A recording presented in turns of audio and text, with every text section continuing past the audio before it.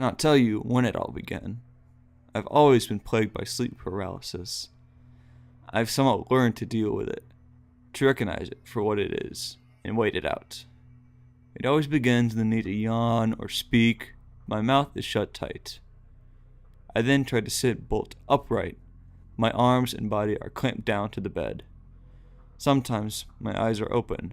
Sometimes I see things. Seeing things is always frightening. Tall, inhuman figures glare at me, grinning. Slender clawed hands stretching till I am fully awake. Then there are times when I am awake. Underneath my bed sheets, I feel the weight of the things as they kneel on my chest, atop the sheets, pinning me down until I fully wake up and can move again.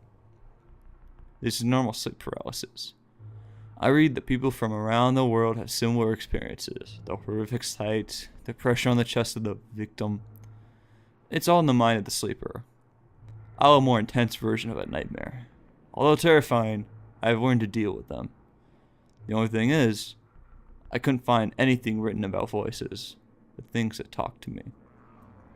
Doors are made for opening. When they whisper to me, it's all they say. I never thought too much about it. They were just my nightmares. In hindsight, I wish I had paid more attention to the things. They did not always kneel on me. They did not always talk to me.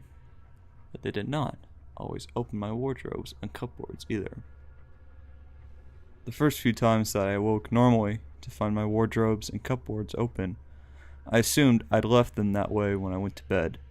The past 4 days, however, I've hardly slept. Fighting insomnia, the first night I lay in the semi-darkness. That night, the wardrobe doors swung violently in front of me.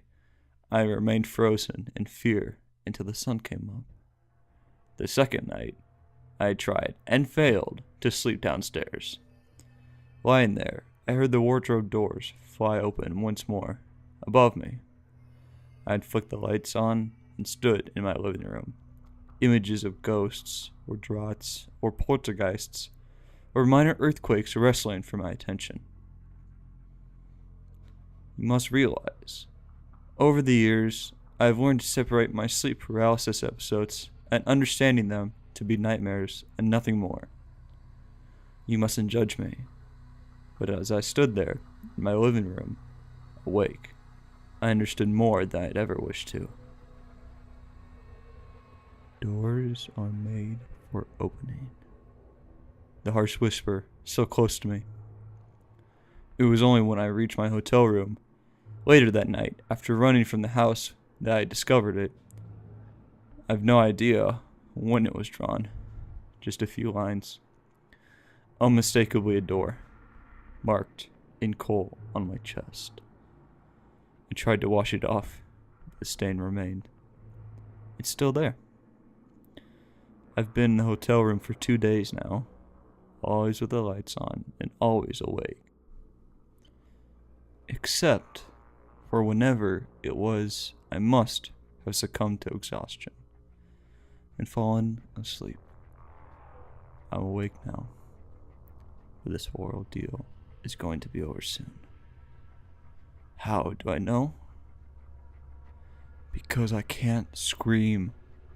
Because I can't move. And because the grinning things with clawed hands are now looming over me, whispering to me.